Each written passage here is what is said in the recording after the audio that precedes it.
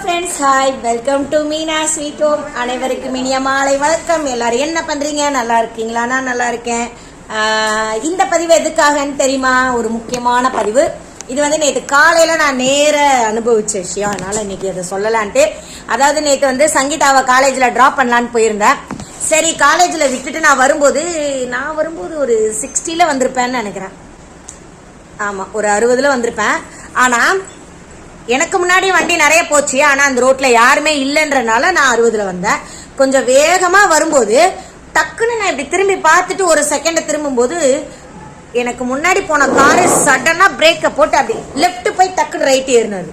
ஆனால் காரு தான் போகுதுன்னு நான் காரை விட்டு தாண்டி சரக்குன்னு போயிட்டேன். ஆனால் ஒரு பாப்பா சைக்கிள் கிராஸ் ஆயிடுச்சு. உயிரே போயிடுச்சு எனக்கு. அவர் அடிப்படலைன்னா அவர் ஒன்று காரில் அடிபட்டிருப்பாவா, கார்ல இருந்து மிஸ் ஆகி வந்துட்டா. ஆனா கடவுள் நேத்து அந்த குழந்தைய உண்மையாவே காப்பாத்திருக்காரு. நான் ரொம்ப சந்தோஷப்பட்டேன். ஆனா அவ வண்டியில நான் ஏத்திருந்தா நான் தான் விழுந்திருப்பேன். ஏன்னா அந்த சைட்ல செவர் இருக்கு. ஒண்ணு நான் அடிச்சு அவளை தள்ளி அவளும் நானும் சேர்ந்து நான் சுத்தமா போயிருப்பேன். என்னால உயிரோட இருந்திருப்பேன் நினைக்க முடியாது. அவளுக்கும் கண்டிப்பா எதனா ஆயிருக்கும். சின்ன குழந்தை தான், ஒரு 11th 12th இருக்கும் அந்த பொண்ணு. சரி, இந்த பதிவு எதுக்காகனா, பிள்ளைங்களாம் பார்த்து போங்க. பொம்பளை பிள்ளைங்களா இருக்கட்டும், ஆம்பளை பசங்களா இருக்கட்டும், சைக்கிளில் போகிற குழந்தைங்களா ஒரு 4 பேர் கிராஸ் பண்ணுறாங்களான்னு பார்த்துட்டு கிராஸ் பண்ணுங்க. அந்த பொண்ணு பண்ண தப்பே அதுதான். யாருமே கிராஸ் பண்ணக்கூடாத இடம், அந்த இடத்துல கேப்பே இல்லை. சிக்னல் கிராஸ் பண்ணுற கேப் இல்லை, எதுவுமே இல்லை. அவள் டக்குன்னு நடுவில் வந்துட்டான். நடுவில் வந்தனா கார்காரங்க உஷாராகி அவர் பிரேக்கை போட்டு அவருக்கும் பதட்டம் ஆயிடுச்சு. காரை அப்படி ஸ்லோ பண்ணி நிறுத்தினாரு. ஆனால் நான் டக்குன்னு எங்கேயோ திரும்பி பார்த்துட்டு திரும்பினவன் நானும் அலறிட்டேன்.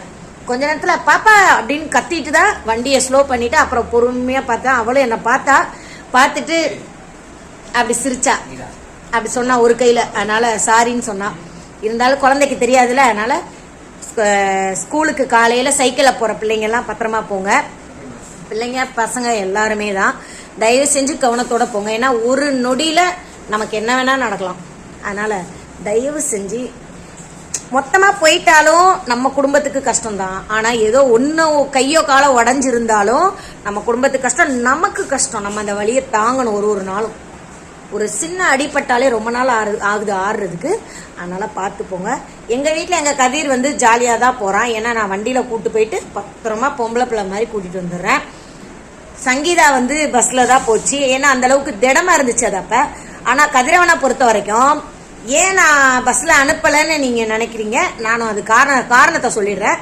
சங்கீதாவும் கதிரும் ஒன்னா பஸ்ல போகும்போதே ஸ்கூலுக்கு, பஸ்ல ஆம்பளை பசங்க எல்லாம் பாதி பேர் சேட்டை பண்றாங்கன்னு சொல்லி எல்லாரையும் இறக்கும் போது இவனையும் ஒரே நேரில் சேர்த்து இறக்கிடுறாங்களாம் பஸ்ல. அதனால இறங்கடா கீழன்னு சொல்லிட்டு அதே மாதிரி 2-3 வாட்டி பஸ் வந்து பசங்க ஏற முன்னாடியே வண்டி எடுத்துருவாங்க, கும்மலை அரட்டை அடிப்பாங்கன்னு சொல்லி. இந்த மாதிரி ஒரு 2-3 வாட்டி நடந்து சங்கீதா சொல்லியிருக்கு. அதனால எதுக்கு நம்ம 10ஓட 1 11 நம்ம பிள்ளையும் அடிவாங்க வைப்பானே அப்படின்னு தான் நான் எதுக்கு ரிஸ்க் எடுக்கக்கூடாதுன்னு காலைல அவனை விட்டுட்டு தான் நான் ஆஃபீஸ் போகிறேன். ஆஃபீஸ் போயிட்டு வரும்போது நான் அவனை பிக்கப் பண்ணிட்டு வரேன். எனக்கு டைம் கரெக்டாக இருக்கு. ஏன்னா 3:40 கொடுறாங்க, 4:20. சங்கீதா வந்து அப்பையிலேருந்தே கொஞ்சம் பஸ்லலாம் போகும். எனக்கு கூட உண்மையாகவே எந்த பஸ் எங்கே போகுது எப்படி போகணும்னு எனக்கு உண்மையாக தெரியாது. சங்கீதா அப்பையிலேருந்தே பழகிருச்சு. அதனால கொஞ்சம் கவனமாக போங்க பசங்களா. எனக்கு நேற்றுக்கு அதை பார்த்துட்டு நான் பார்த்தது வந்து புத்தூர்கட்டு சிக்னல். ஆனால் பில்லர் வரைக்கும் எனக்கு கை அப்படியே உதறிட்டே இருந்தது. ரொம்ப நேரம் அடிச்சிருந்தா நேரம் அவளும் விழுந்திருப்பா, நம்மளுக்கு எதுனா ஆயிருக்குமோ. எனக்கு எதுனா ஆனால் பிரச்சனை இல்லை ஃப்ரெண்ட்ஸ். ஏன்னா நிறைய கஷ்டப்பட்டுட்டேன். இதுக்கு மேலே இருந்தாலும் ஒன்று இல்லைனாலும் ஒன்றுன்னு வாழ்ந்துட்டு இருக்கேன். அந்த பொண்ணுக்கு எதுனா ஆனால் அவங்க வீட்டில் எவ்வளோ ஃபீல் பண்ணுவாங்க. இத்தனை கஷ்டமாக வளர்க்குறாங்களே இந்த பிள்ளை பாவல. அதனால பார்த்து பத்திரமா போங்க. சைக்கிளில் போகிற குழந்தைங்களாம் 4 பேரோட சேர்ந்து கிராஸ் பண்ணுங்க. வண்டி யாராச்சும் வந்தாங்கன்னா அவங்க கூட சேர்ந்து கிராஸ் பண்ணுங்க. பொறுமையா போங்க, பொறுமையா வாங்க. அதனால வண்டி லெப்ட்லயே போங்க பிள்ளைங்களா. ஏன்னு கேட்டா எல்லாம் நடுவில் போயிடுறீங்களா, வண்டி லைட்டா பேக் வீல தட்டுனா கூட உங்களுக்கு தான் சேதாரம் அதிகம். சரிங்களா? அதனால பார்த்து போயிட்டு வாங்க. உங்களுக்கு தான் இல்லை, என்னோட ஆக்டிவாவே புல்லட் வந்து தட்டுச்சுனாக்கா என் வண்டிக்கு தான் நஷ்டம். ஏன்னா புல்லட்டு இந்த மாதிரி பெரிய வண்டிக்கெல்லாம் வந்து அதோட பொருள் எல்லாம் கொஞ்சம் கனமாக இருக்கும். நம்மளோடதெல்லாம் வந்து அதுக்கேற்ற மாதிரி இருக்கும். நம்ம ஓட்டுறதுக்கு தகுந்த மாதிரி தான் பொருள் இருக்கும். அதனால நமக்கு தான் டக்குன்னு அடிபடும். அதனால புல்லட் வந்தாலே நான் கொஞ்சம் பயப்படுவேன். ஏன்னா ஒரு நாள் இடிச்சிருச்சு. அந்த புல்லட்ல இருக்கிற 4 கம்பியில ஒரு கம்பி என் காலில் இடிச்சிருச்சு. அதுல இருந்து புல்லட் வந்தாலே நான் போக மாட்டேன். அதை விட்டு ஒதுங்கி தான் போவேன் எப்பயுமே, பெரிய வண்டியை பார்த்துட்டாலே.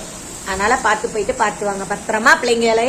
அம்மா அப்பாலாம் வந்து நீங்க போயிட்டு வர வரைக்கும் நீங்க பார்த்துட்டு இருப்பாங்கல்ல, எப்போ வருவீங்க, நம்ம பிள்ளை எப்போ வரும். அதனால எல்லாரும் சொன்ன பேச்சு கேளுங்க சரியா, அடி பிச்சுடுவேன்.